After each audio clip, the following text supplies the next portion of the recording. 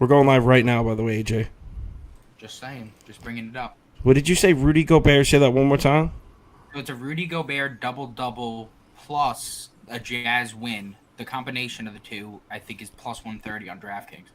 I mean, it sounds like a nice value, but at the same time, is Rudy Gobert recently back from injury? Is he on limited minutes? Are we live? We're live right now. Hello, everybody. How's it going? I know that Don't Mind Toast's washing machine in the background. He's got a washing machine from the 1970s. It sounds like a hurricane's hitting. I actually don't hear it anymore. Because I turned it off, you bastards. Let me center my screen here. Why am I off center? There we go. I'm center now. All right, so let me get the comment thing up. Been a while since we did this. Yeah, I know. Happy to be back. All right. It says no comments, which... Oh, no, here we go. Here we go. Look, my man, I can guarantee you that this is... Steven Harrison's.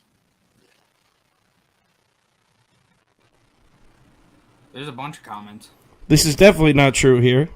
That we will not fading the Knicks. We're not fading the Knicks. The Knicks are about to put the mitts on Brooklyn tonight. Put the mitts on them. All right, so what game you guys want to start off with? There's a bunch of college games tonight too, so don't be afraid to call Toast up to bat. The first comment I see is the Nuggets. 2 people have asked about the Nuggets game. Oh, you already know I'm fading Golden State there.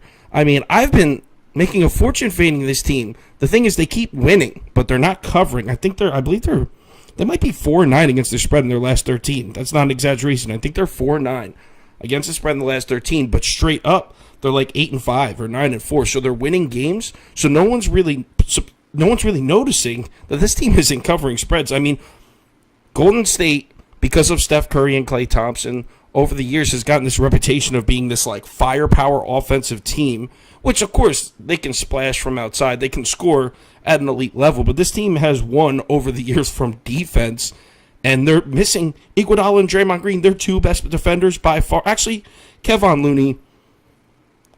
Looney actually probably might be the second best defender to Draymond now over Iguodala because he's aging, but regardless, they're missing 2 of their most important defensive pieces, and Draymond Green's also the facilitator. So I'm going to be fading Golden State until they're back because they keep giving us these nice lines. We're getting 5 points with Denver.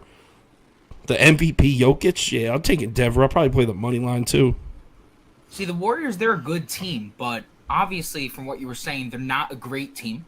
They don't cover, and that's why we're fading them, simply put.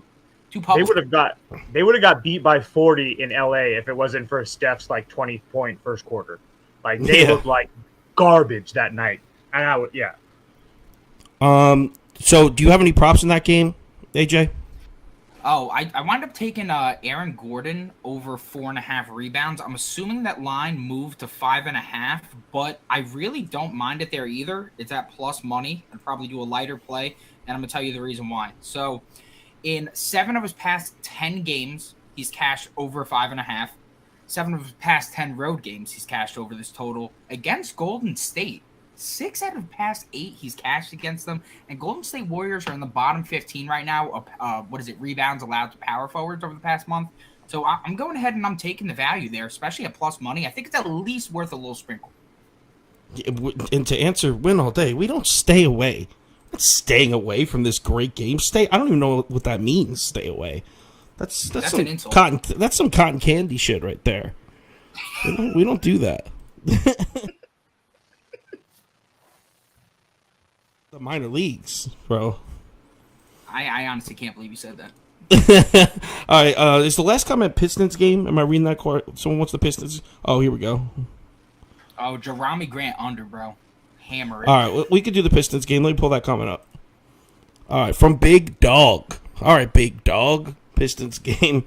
Well, right now, as I said in recent videos, and I've been typing it up on the website, I am auto-betting the Celtics until they don't cover. It's not so much the offense. That defense is some of the best defense we've seen in the last half a decade in the NBA. They're playing out of this world. These numbers are as of 2 nights ago. I didn't look at it today. But Their defensive efficiency, they were averaging just 97.5 points allowed per 100 possessions, and no one else was below 102. So not only are they the best defense in the league, they're like miles in first of the best defense in the league. I don't think Marcus Smart is playing tonight, and that is huge. But regardless, this team is just playing on a whole nother level, and it's the Pistons. I do think they have some young pieces on the Pistons. I like the Pistons. I have a ton of Pistons gear. But no, this should be a blowout. Another thing is that a lot of their players on the road, they tend to struggle shooting. Basically all of them on the road tend to miss their point totals. And the guy that I like to miss his point total tonight a lot is I always say Jerami, but you think it's Jeremy Grant. It's Jeremy Grant. It's not Jerami Grant. Okay, so Jerami Grant. Dude, under 15 and a half, and I'll tell you why. The man cannot shoot the ball against Boston. The guy's shooting 28% over his past 2 games. And Boston is allowing the least points, the lowest field goal percentage, and the lowest 3 points made to opposing power forwards over the past month. Jerami Grant has looked horrible since returning from injury. Horrible. And when Cade Cunningham is in the lineup, he's not getting the same volume that he normally gets. You have to deal with Cade. You have to deal with Bay. There's some serious shooters in that lineup besides Jerami Grant. So to second what you're saying, I have noticed that the Pistons have been absolute shit since Jeremy Grant, not Jerami. Jeremy Grant has come back, and I don't know. I think it's because that offense was kind of starting to find some chemistry while he was hurt with Cade Cunningham kind of coming into his own as the number 1, and then Grant comes back, and I think they're just still learning how to work together. Yo, can we get a college game going? Toast needs to step up to the plate here. It's all good. I saw somebody asking about UConn against Seton Hall. Tonight's board is really hard. UConn, obviously, I think is a much better team than Seton Hall, but at the same time, man, they're not really covering games. They're not in great form. Usually when you have UConn, you get a huge advantage inside with Sonogo and whatnot, but they don't really have that. Seton Hall is just as big inside. They have just the same rebounding numbers. They're actually bigger. Seton Hall is actually bigger than UConn, and that's not something that UConn's used to seeing. So, again, I know it's cotton candy to stay away, but I did stay away. But if I had gun to my head, I would take the points with Seton Hall. Mm-hmm. I was just talking shit to win all day. Obviously, you can't bet every single college game. I got it. I know. But yeah, cotton candy. Win all day. It's cotton candy. With he's like Packers fanship is just sickening.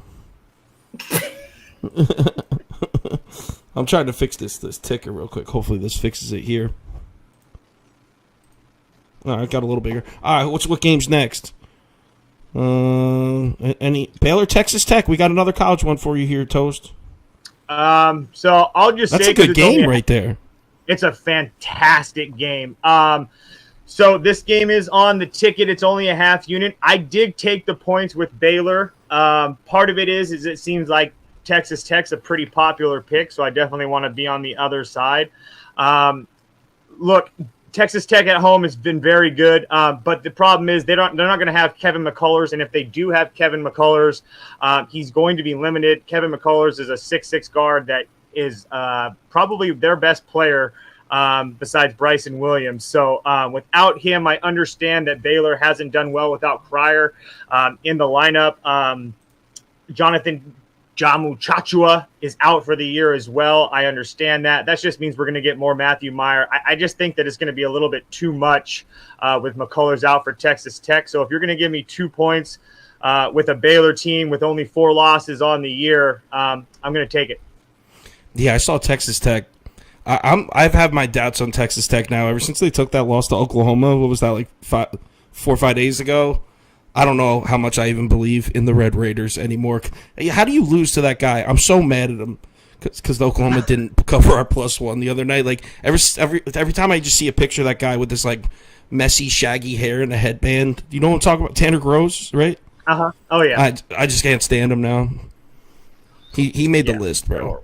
Oh, yo, we got more college here, so let's keep rolling. Let's let Toast eat real quick. We'll get back to the NBA, I promise. We're just going on comment requests right now. You got Purdue, Northwestern, Toast. You know I like Northwestern. I like Purdue, so I'm pretty sure I'm taking the -6 with Purdue. The last time these teams played, Purdue smashed them, and Purdue didn't have Jay Ivey. And if you don't know who Jay Ivey is, use Google and look him up because that boy is a star. Northwestern absolutely is a good team, especially at home. I just think that Purdue, especially coming off of a loss to Illinois, I just think it's too much, and I think this is actually a little bit short of a number. I think that if Illinois would have won against against Illinois on Sunday, or if just would have kept it a lot more close, I think we would have got closer to 7 or 8. But I'm taking the -6 with Purdue. All right, I'm going to fade Toast there because I believe in the Wildcats, and I like teams that force turnovers. Fading the shit out of you. What NBA game you want to hear next? Toast is hogging the show, bro. What NBA? Come on, first comment gets it. We give this guy one game, he takes 3. For real. It's like if you give a mouse a cookie, if you give a Toast a game. You give a pig a pancake, this is what happens. Am I not seeing any comments? Is no one watching? Is anyone watching? Somebody says Josh Giddey 20 points plus 168. Oh shit! Okay, Hawks line looks like a trap. We could do that one. Honestly, it could be a trap, but actually within the last 45 minutes, most books bumped it back up to 6, which means it looks slightly less like a trap. But listen, the Hawks, tough to really get a grasp on this team because you'll have stretches of 3 weeks where they can't put anything together. Their defense is just out of sorts. Looks like they never played together before. And then you fade them, like last night when we took the Cavs, which seemed like the right side based on the numbers, based on the recent play. And out of nowhere, Atlanta looks like they're playing in the Eastern Conference Finals again last year. They look completely in sync, even without John Collins. They look great last night.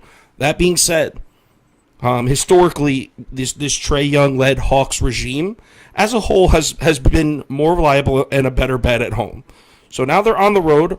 They just played last night. They traveled to Orlando to a Magic team that I believe is to play Magic team that I believe is undervalued right now because they lost 3 in a row, so people have kind of forgotten that the Magic were playing better. Those 3 losses were to at Utah, at Phoenix, at Denver. Was anyone expecting the Magic to go in there and beat those teams? Of course not.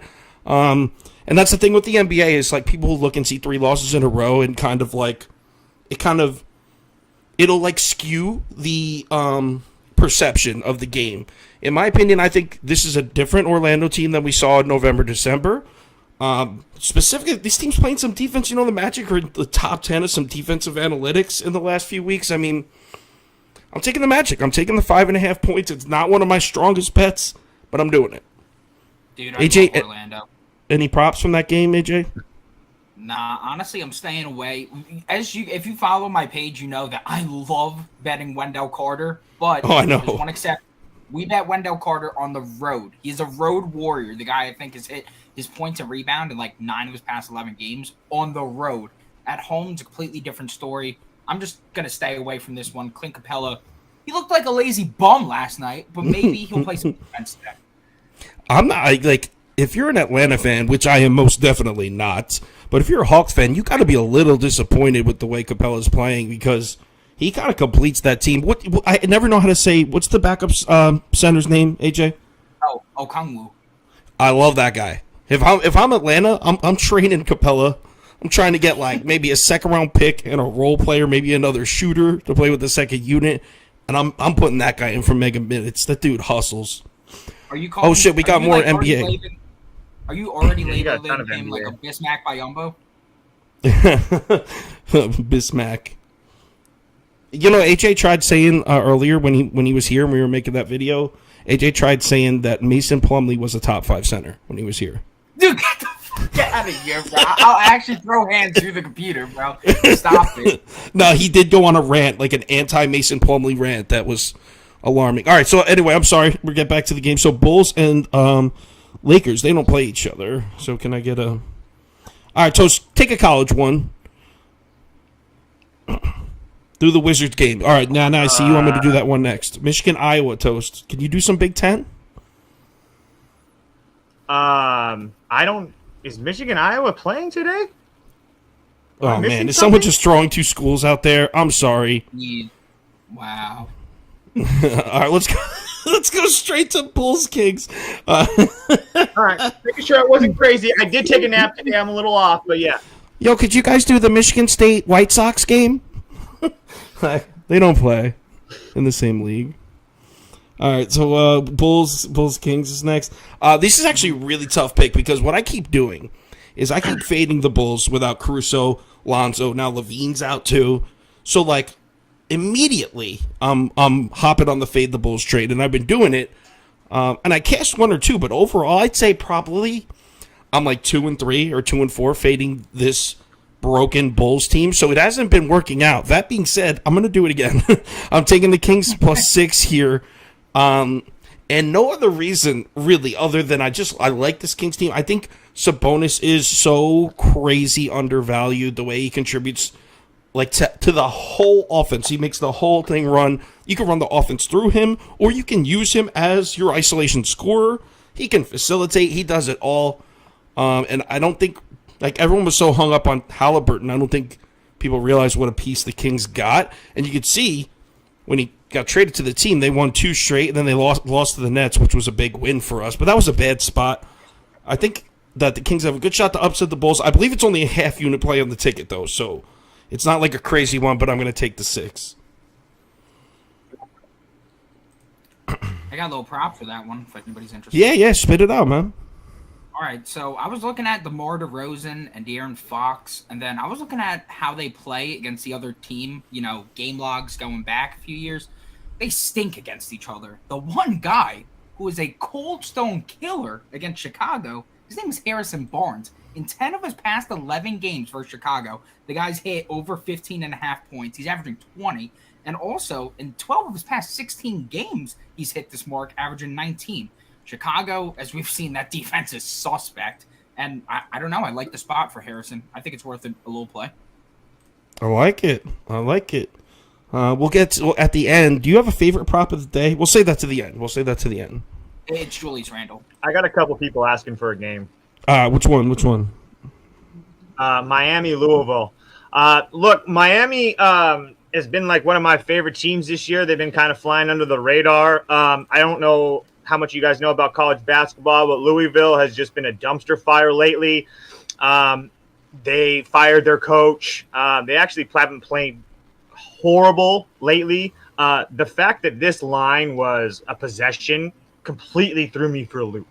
The way that Miami's been playing, especially in conference and stuff, I just had a hard time believing it was under 2. So I actually thought it was a trap. But I don't care. I laid the 2. I laid the -1.5, 2 with Miami. If it's a trap, so be it. But Miami has just been playing excellent ball lately. It's one of those teams where the only losses are on to Virginia and Notre Dame, but they're beating teams that everybody likes, like Wake Forest and Virginia Tech and North Carolina and Duke, Syracuse. They beat Wake Forest twice, and Wake Forest is the darling of that conference. So I'll take the Hurricanes on the road minus a very short number. All right. I mean, it's tough for me to bet Miami knowing that organization accepted A.J. Bascone in. It makes me question the integrity of the entire program. For those that don't know, it could be a trap. It definitely could be a trap. For those that don't know, AJ attended Miami University. As a Hurricane, I bet on Canes basketball many a times. I don't think I've ever won. Tonight's night. He won't bet it. I guarantee that. Nah, I won't bet it for you guys. Right here to this guy right here. He puts his stuff right out on Twitter. So I believe it should be right on his name right there. Oh, you changed your Twitter to Prop Beaver now. At Prop Beaver, yeah. So I got to change that on the thing. So yeah, his Twitter is at Prop Beaver. He puts his props right on Twitter every single day. All right, so I saw another person. Oh, by the way, Steve, where'd Stephen Hairston go? He commented here. He said something that I lost it. I had it up before. All right, Wizards Pacers. Here we go. I am taking Indiana here, and a lot of people. So you got the Pacers on a back-to-back, right? And then if you just see what a lot of people do, and this is a good way to judge where the public's going to be, you can look and see a couple things. Recent play. A lot of people go right to ESPN or NBA.com, right? And they look at like their last 5 or 10 games. Indiana has lost, I think it's 7 straight. So people look and just see that. Washington has won 2 of their last 3, and they're getting a point. So right off the bat, you're going to see that, and you're like, okay, the public play is going to be Washington. Now, whether it doesn't always work out like that, but when you have something like that, you can try to dig and find some value, and the value is this: Washington and they won 2 of the last 3 they've played. Detroit, Brooklyn, Brooklyn is garbage. They're gonna get smacked tonight. And but we can all agree that the Nets have been terrible. And Sacramento. So yeah, they won 2 of their last 3 against 3 of the bottom 4 teams in the NBA. Meanwhile, the Pacers have been playing. They played the Cavs twice. They played at Milwaukee. They played at Atlanta. So both these teams, neither of these teams are good. But the Pacers, having lost so many in a row, at home, this is their first winnable game in about 6 games. They're going to be hungry. They're going to come out strong. I really like the Pacers, -1. I like Indiana. And the more I look at it, the more I like it, to be honest. Do you have a prop, AJ? No, honestly, if I were to go with anything, it'd be Tyrese Halliburton over points and assists. He has been hot lately. The problem is I don't trust anybody else on that team. And another thing is the Wizards are surprisingly really good against point guards. They don't allow many points. They allow a low field goal percentage, and they don't allow many assists. Also, that kid Raul Neto, I think he's a little more defensively inclined than Dinwiddie was. So I don't know. I'm just staying away altogether. But if you like the Pacers, then Tyrese Halliburton's probably going to hit. I just can't get on this Halliburton bandwagon that everyone's on. Oh, yo, Steve, 1,000% the Knicks are going to cover. The Knicks are about to scrape Brooklyn up off the Mecca floor and just, dump them back onto the subway. Bro, I hope so. You're talking this talk right now. I hope so. Sean, I got to jump in really quick. Sean Jobin is speaking my language. He asked about Grand Canyon Cal Baptist. Yo, I'm taking Cal Baptist plus the 3 at home. They lost to Grand Canyon by 6 2 weeks ago. Grand Canyon's the darling of that league. Cal Baptist has Daniel Aiken and Chase Hunter. They're both huge. They both can shoot the ball. I'm taking the home dog. Give me the 3 with Cal Baptist. Cal Baptist. I'm going to file that game under something I never watch. Yo, I'm just answering the people's questions, bro. No, I'm gonna tell you. I'm gonna bet it. Cal Baptist. It's kind of like that Wyoming game. There was another NBA one here. Where are the man? This is the most people we ever had in here, so I don't. The comments are tough to follow. I'm gonna take the LSU one really quick while you're looking for comments. Okay. LSU, they got Pinson back. They looked fantastic. Georgia is god-awful. I don't really like the fact that they were laying so many points. Georgia's been actually kind of like a weird covering team with bigger points. I personally played LSU in the first half. It's not on the ticket or anything like that because I didn't want to lay the big number, but that's the best I can do for LSU. Yeah, you're damn right you knew that shit was coming. You got the Nets with no Durant, no Ben Simmons, no Kyrie. Harden's long gone. Harden's getting his hamstring rubbed down about 200 miles, about 120 miles to the south. This is an easy win for the Knicks. All right, so hold on. About Portland. Memphis, Portland. Yeah, so I was going to say that. Oh, Memphis, Portland? Okay. Quick answer. So, here comes Steve right here. All right, so I'm taking the Grizzlies. Not crazy about it, but I feel like all of a sudden the Blazers plus 11.5 became the public play. And are we really buying into this Portland shit? For real. They won 3 games in a row. Congrats. You beat the Lakers, who are honestly pathetic. You beat the Knicks that I don't even need to go into detail because it hurts. But then the Blazers had one upset against the Bucks in the biggest flat spot of all time. They have one upset, not 3. They won 3 games in a row, but they won upset. You're really buying into this? You're going to take Portland after beating the Lakers and the Knicks in Memphis, who maybe the best team in the NBA right now? Maybe the best team in the NBA, for real. I know 11.5 is a lot to lay to a team that's playing high-energy defense. I get that. I get high-energy defense can cover you some spreads, especially big numbers. But, by the way, John Morant, do we got an update on him, AJ? I was just about to ask you. Do you know if he's playing or not? Let me look it up.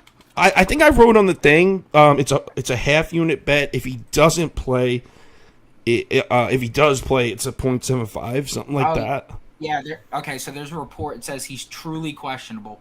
Shut the hell up! It doesn't say that. No, there's nothing. There's nothing. Oh, Saucer's gonna go berserk. For real. Those fantasy labs, fucking NBA.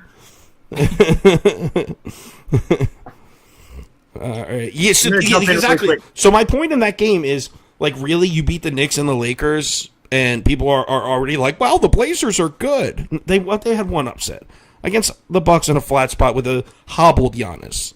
Let's relax. Oh, and here's one thing I need to say too: the Trailblazers, they rely a ton on shooting the three ball. Anthony Simons, what is it? We got Josh Hart in there. They love shooting the three ball. They're top 5 in offensive frequency at shooting the three ball right now. You want to know who's number 1 in 3-point defense right now? Memphis Grizzlies. The Grizz. They're about to get clamped. Right here, right here, you know the vibes. We're saving this one for last. So we'll get to that one. Raptors T-Wolves. Oh, this is like one of the toughest games to pick.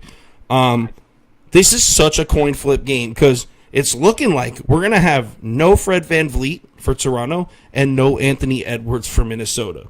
So it's one of those games, like, how do you even analyze these two teams both missing, I mean, maybe their most important piece, both missing a top 2 piece. Fred VanVleet isn't just one of their best offensive players. He might be the Raptors' one of their best defenders. Also, certainly probably their best perimeter defender. And we all know how important Anthony Edwards is. He's getting better every single game. So how do we really analyze this team? I went with Raptors -2, and the reason is simply this. Toronto's coming off 2 losses in a row, which is rare for them recently. They've been playing great basketball. The Raptors have been good as hell. And they lost 2 in a row. Heading into Minnesota, who just played last night, who did not deserve that win, by the way. I had a Hornets +6, so it pushed, and I watched that whole game start to finish. Minnesota didn't deserve that win. Like, they snuck by in overtime against Charlotte.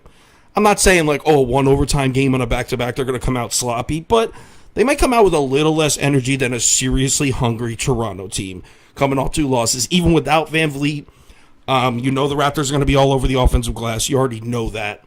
I'm going to take the Raps -2, and it started off as like, I guess I'll take Toronto, but the more I looked at it, the more I was pretty comfortable with it. Any props there, AJ?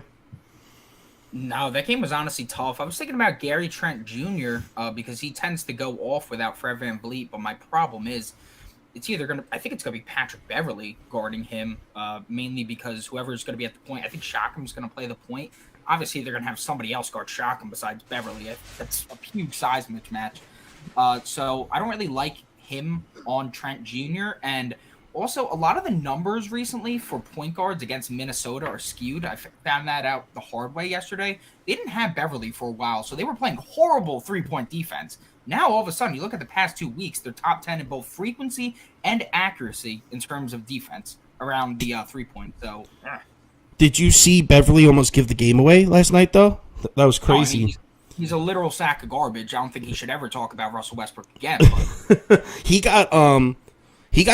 gave the stupidest foul, the dumbest foul, while Charlotte was in the bonus. Like, gave them 2 free points. It was fine, they won. But to answer your question, Slyme Cookies, yeah, we do player props. The guy in the middle is AJ Bascone on Twitter. He's Prop Beaver. He gives out, I mean, sometimes as many as 5, 6, 7 props a day. Obviously, when it's lighter, it's less. But he's pumping props out on Twitter. He's our prop guy. And actually, eventually, hopefully soon, we're going to have a couple of his favorite props as part of the VIP, too. But yeah, that's all he does, guys. His Twitter. That's all he does, guys. It's awesome. Yeah, he's real good at it. He's getting real good too. He's been hot. So that's at Prop Beaver. Someone type that into the comments so they can see that. Thank you, guys. I appreciate that. That was nice. Nice press. Okay. So let me ask you something. Yo, Beaver, I've been telling you for 4 months, bro. Who is? At what point are they going to stop giving us these long-ass lines with Oklahoma City? This team is the second-best team in the NBA against the spread, and I love the Spurs. I love DeJounte Murray. He's becoming one of my favorite players in the NBA, truly. But they keep giving it to us. Every single day I'm looking, and I'm like, Oklahoma City plus 11 again? Oklahoma City plus 7.5 again? It's like And you know what? People are still fading it. That's why, because they're still making money off it. But if you're smart, you've been cashing on this for like a month. This team is what? I don't even have it off like 39-20 against the spread this year. Like, it's easy money. Just keep betting them. And they're going to give us 8 again at home. Again, I like San Antonio, but it's just simple numbers. This team just continues to cover spreads. Even when they don't win, they cover spreads. So, of course, Oklahoma City +8. I'm not betting the house on it or anything, but it's strictly a numbers bet. I went with Any Josh props? Giddey. Yeah. I went with Josh Giddey over points, rebounds, and assists there. I got it at 32.5. I think it's at 33.5. I'm fine with that, honestly. The last time he played against the team, he only went 4 for 16 from the field. Had an awful game. And the guy still had 28 PRAs. What? And if you go ahead and look back at that game, SGA had 21 shots.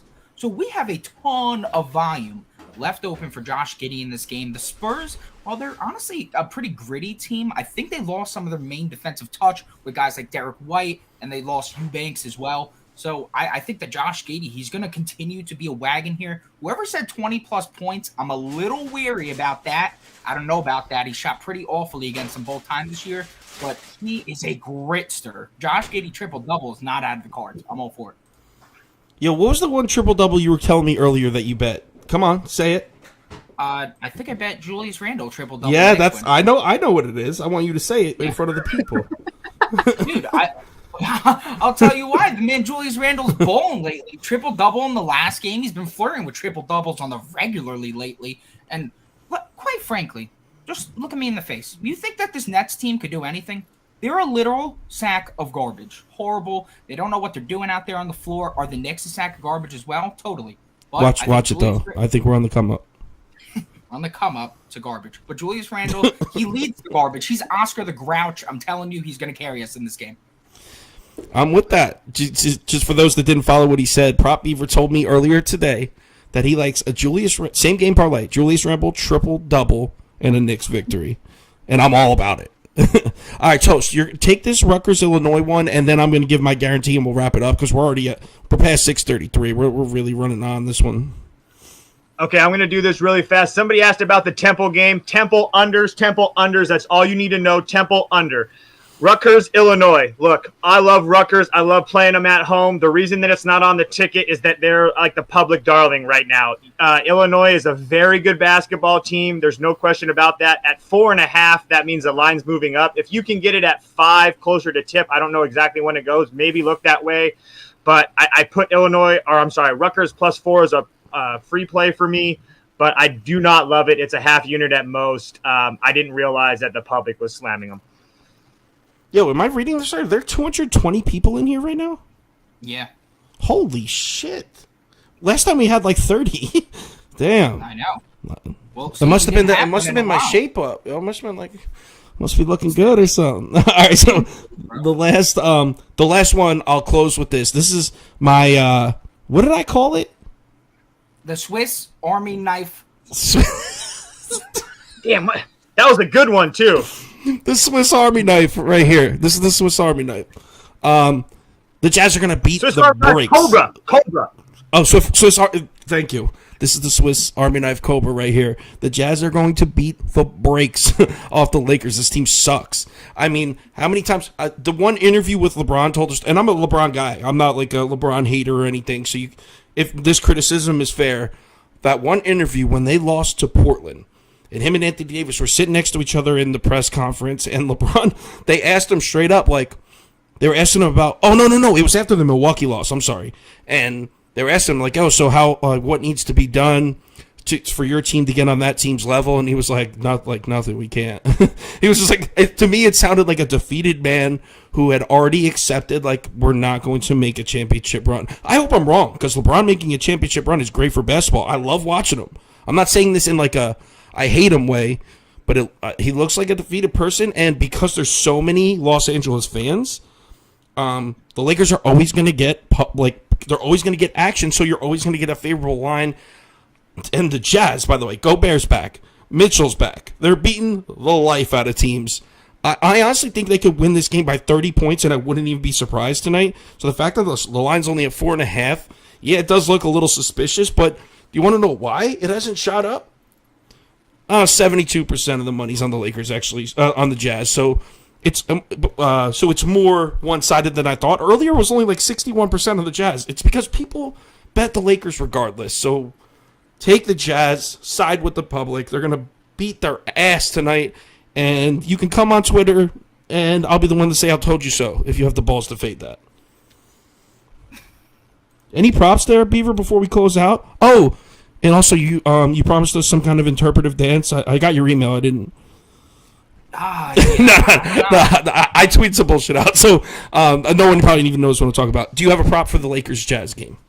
Oh, I just went with Rudy Gobert over 11.5 rebounds. I don't give a shit about a minute restriction. I don't care if the guy's playing 26 minutes. He's going to get 12 boards versus Lakers team. Are we kidding? They're amongst the teams that give up the most boards in the league. What is it? He's hit this total in 10 of his past 13 games against Anthony Davis, in 16 of his past 19 road games. We're just getting outstanding value there. And I can apply the same numbers at 11.5 to 12.5. So if you get it at 12.5, I'm fine with that as well.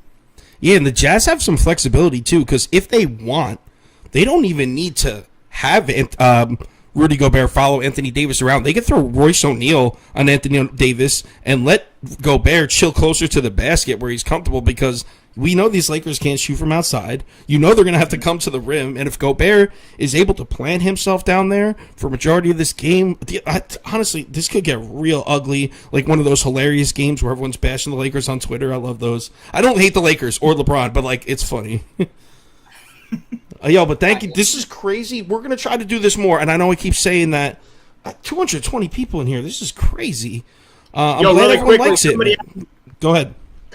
Really quick. Somebody asked about the UNLV Fresno State game. That's a must-watch game for me. Two of the best guys in college basketball: Bryce Hamilton for UNLV, Orlando Robinson, a 6-foot stud for Fresno State. UNLV, very, very good since they've gotten healthy. They went through a really bad COVID thing for like 3 weeks. They've been playing fantastic basketball. I'm taking the 6 with UNLV tonight. Late night D-Gen action for all you West Coast people out there. UNLV plus the 6.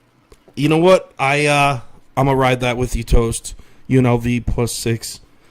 Because I'm always down for a late night Pac-12. No one else in the world is up watching on the East Coast besides me. I like those. It's I feel so. Pac-12, but I appreciate it. Whatever that shit is out there that no one cares about. Mountain West. Let's go, baby. Yo, wait. You forgot. Oh, I forgot upset of the day. Pepperdine. Closing out tonight. Okay. Nah, Toast is a Gonzaga fan. That's why I'm saying that. The line is 31. You betting it, Toast? No, not a chance in hell. I don't really bet Gonzaga. The only way to look is Gonzaga first half, Gonzaga team total over. All right, cool. All right, yo, thank you guys so much. I can't believe how many people are in here. I can't always do it because sometimes I need to get the ticket out when me and AJ are making videos all day. But I promise we'll make an effort to do this more because it's fun to do. And obviously, if this many people are in here, people must like it. So we'll make an effort to do this more. Thanks everyone for coming in. Let's make some money tonight. I'm feeling it. I have this rumbling. I feel like we're gonna clean out tonight, right? Let's get it. I'll talk to everyone on Twitter. Everyone have a great night. Good night, guys. Peace. All right. Stream has ended. Yo, 2